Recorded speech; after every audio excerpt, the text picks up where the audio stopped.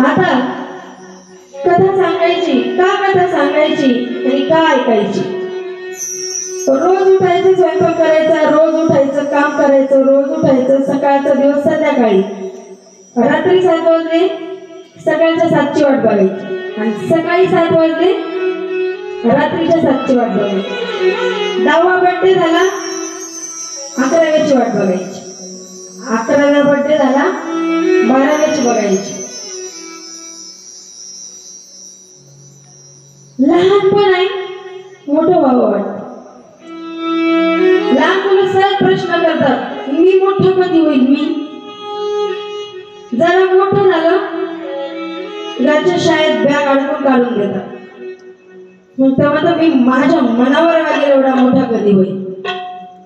मग कुमार अवस्था येते आणि भरकटलेलं वय म्हणजे कुमार अवस्थेचं, ती अवस्था येते. 18, 20, 22चा काळ. तारुण्यात असलेला मनांच्या विकाराचा पगडा, मनावर इतके विकार पगडा घालतात. तारुण्यातला व्यक्ती म्हणजे बेलगाम असलेला प्राणी. ईश्वर प्रत्येकाला प्रत्येक अवस्थेतून जायला लावतो. असाच एका तरुण अवस्थेमध्ये आलेला एक ब्राह्मण, त्याचं नाव देवराज. देवराज नावाचा ब्राह्मण श्रीमंत, घरची परिस्थिती चांगली, पत्नी, 2 मुलं, सुंदर प्रपंच. आणि या देवराज ब्राह्मणाला माणूस गरीब आहे तोपर्यंत म्हणतो देवा परिस्थिती बरी कर. काय म्हणतो? परिस्थिती बरी कर. आणि ज्या दिवशी माणसाची परिस्थिती बरी होते त्या दिवशी देव त्याच्या मागे आशा, वासना, विकार आणि नीतिभ्रष्टता लावतो.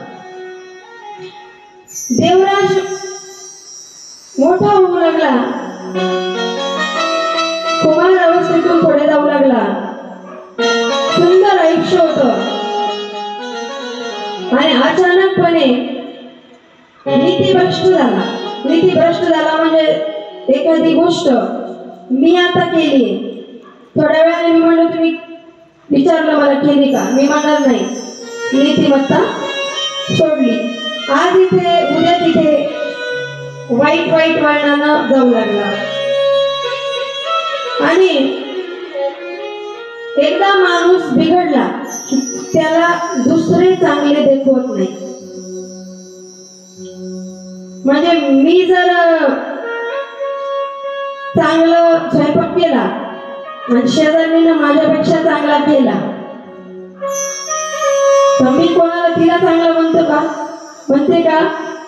माझं म्हणणं काय येतं, नाही, माझा एवढा चांगला नसेल. एवढं स्त्रियांचं झालं. शेजाऱ्यानं बिल्डिंग बांधली,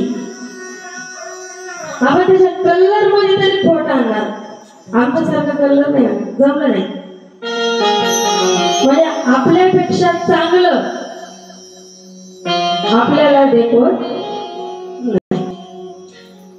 देवराज चांगल्यापणातून आणि वाईट वळण एकटे दुखते येत नाही. वाईट वळण 4 चौघांना घेऊन येतात. म्हणजे सहज जरी चहाच्या हॉटेलमध्ये जाऊन बसलं, शेजाऱ्याकडे लक्ष जातं. त्याच्या हातामध्ये सिगारेट दिसली की याच्या मनात दुसऱ्या वेळेस विचार परिवर्तन होतं. आणि तरुण वयामध्ये किती जरी कोणी म्हणलं की नाही हे करू नका, तर सगळी दुनिया वाईट दिसायला लागते आणि एकटा माणसाला स्वतः मीच चांगला दिसतो. तसा देवराजला एक वाईट वळण लागलं आणि तो नीतिभ्रष्ट झाला. एका शिवालयात जाऊन थांबला. शिवालय म्हणजे काय आणि मंदिर म्हणजे काय. ज्याला कळस आहे त्याला शिवालय म्हणायचं. शिवालयामध्ये गेल्यानंतर तिथे शिवजींचा 24 तास वास आहे, त्याला शिव आलय म्हणतात. शिव म्हणजे शिवजी आणि आलय म्हणजे ज्याच्यामध्ये शिवजी कायम राहतात त्याला शिवालय. अशा शिवालयामध्ये गेला आणि सहज अशी शिवकथा चालू होती आणि शिवकथेमध्ये सुंदर असं निरूपण चालू होतं. चुकून त्याच्या कानावरून काही शब्द गेले आणि सहज का होईना पण त्याला ते ऐकले. काही गोष्टी सहजच घडतात. शिवभक्ती आईने सुद्धा केली. आपण म्हणतो मी केलेलं पुण्य मलाच कामी येणार आहे, पण नाही, आपण केलेलं पुण्य, आपण केलेले कार्य आपल्या पुढच्या पिढीला सुद्धा काय होतात, भोगावे लागतात किंवा प्रारब्ध म्हणून त्यांच्या पदरी येतात. देवराज ठगी होता. सगळ्यात पहिले तो ब्राह्मण असून त्याचं पूजापाठीचं कार्य सोडून दिलं. दुसरं तो नीतिभ्रष्ट झाला. तिसरं तो व्यभिचारी झाला. आणि चौथा की त्यानं त्याच्या घरच्या सगळ्यांना सोडून दिलं. एका शिवालयात जाऊन तापीनं फणफणू लागला. राग आला मनामध्ये त्याच्या की काय शिवशिव करायला लागले सगळे, काय पडले या भजनामध्ये. आणि 3 गोष्टी माणसाला देवाजवळ जाऊ देत नाही. 1 वाईट संगत जाऊ देत नाही. 2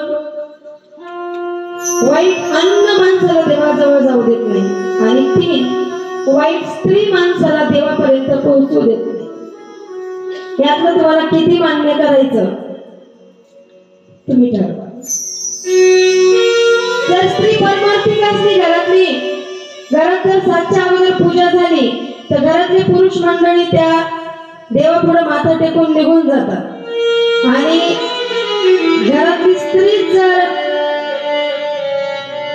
उठलं की काव काव काव काव काव काव काव कोणाला खाव अशी असली, हे काय आपलं रोजच आहे, असं काय आपल्या काय पदरी आलं, म्याच म्हणून केलं माय. उठल्या उठल्या एक काहीतरी वाईट बोलणं, किंवा मी अशा बऱ्याच स्त्रिया पाहिल्या, माझा राग नका म्हणून काय मानाचं 7व्या दिवशी कोणत्या देवाचं नाव न घेता पूजा पाठी, ब्रह्ममुहूर्तावर आंघोळ, ब्रह्ममुहूर्तावर पूजा, त्यातलं काहीच न करता उठलं की चालू कर द्या, आमच्या पप्पाचा बाप असा, आमच्या पप्पाचा बाप तस. कसं केलं माय बापानं पदरी टाकलं, न्याच म्हणून दखून गेलं. त्या माणसाच्या कानात झोपीतच ते जात.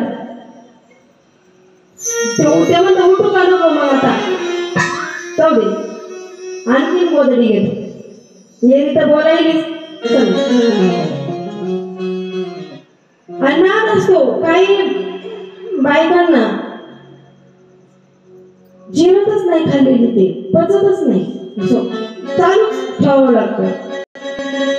मग त्या पोरावरून तरी, मग त्या पुरीवरून तरी, लहान लेकरू असलं त्याच्यावरून तरी, कालचं डायरीमध्ये सेव राहतं. काल काय काय झालं आणि कालच्या चुका अशा नोंद केलेल्या राहतात. इतक्या घंटा लेट आले, जितकं मी काम केलं हे तुमचं होतं, मलाच करायला लावलं.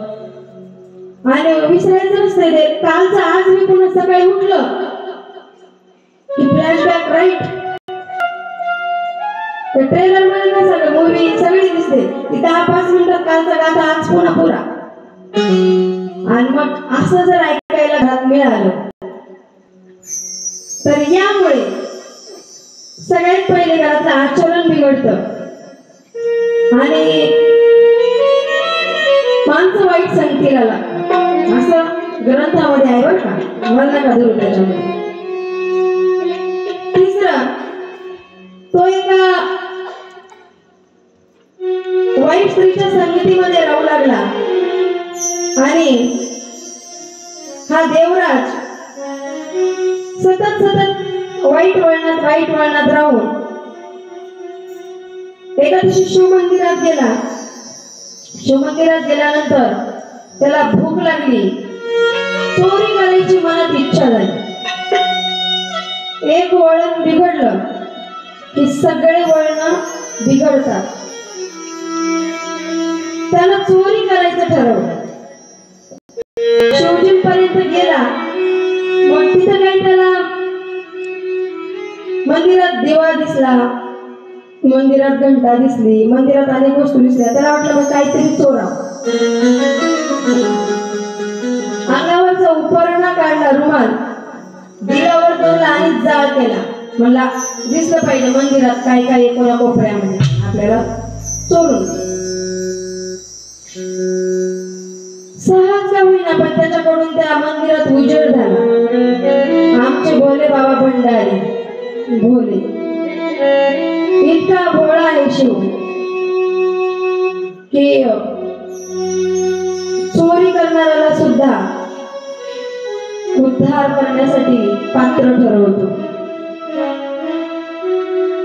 आणि आपण म्हणतोच ना की शिवा एवढं भोळ कोणी नाही. शिव भोळा चक्रवर्ती, शिव भोळा चक्रवर्ती.